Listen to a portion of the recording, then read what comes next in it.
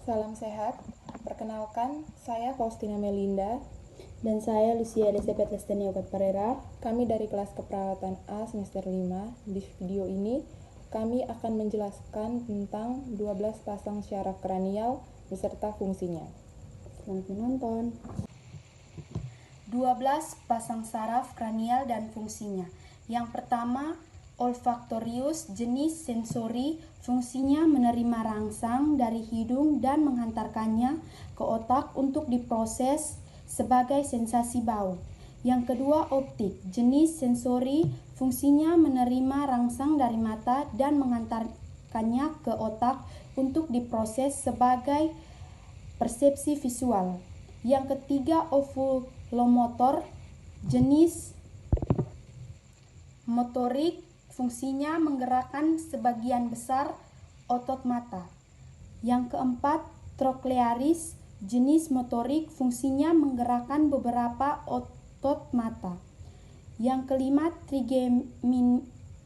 trigeminus jenis gabungan fungsi sensori, menerima rangsangan dari wajah untuk diproses di otak sebagai sentuhan, motorik menggerakkan rahang. Yang keenam, abdusen jenis motorik, fungsinya abdusik mata. Yang berikut akan dijelaskan oleh teman saya. Yang ketujuh, syaraf facialis. Syaraf ini jenisnya gabungan antara syaraf sensori dan motorik. Fungsi sensoriknya untuk menerima rangsang dari bagian anterior lidah untuk diproses di otak sebagai sensasi rasa. Fungsi motoriknya untuk mengendalikan otot wajah untuk menciptakan ekspresi wajah. Yang kedelapan, syaraf vestibulococlearis. Syaraf ini jenisnya sensori, fungsinya ada dua, yaitu sensori sistem vestibular dan sensori koklea. Sensori sistem vestibular untuk mengendalikan keseimbangan dan sensori koklea untuk menerima rangsang yang diproses di otak sebagai suara. Yang kesembilan, syaraf glosopharyngeus.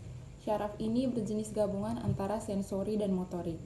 Fungsi sensorinya untuk menerima rangsang dari bagian posterior lidah untuk diproses di otak sebagai sensasi rasa.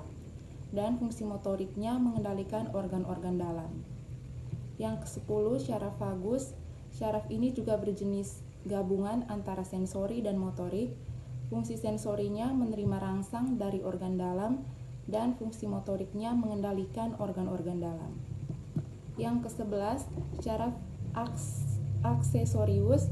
Syaraf ini jenisnya motorik, fungsinya mengendalikan pergerakan kepala. Lalu yang terakhir, syaraf hypogloseus. Syaraf ini berjenis motorik, fungsinya mengendalikan pergerakan lidah.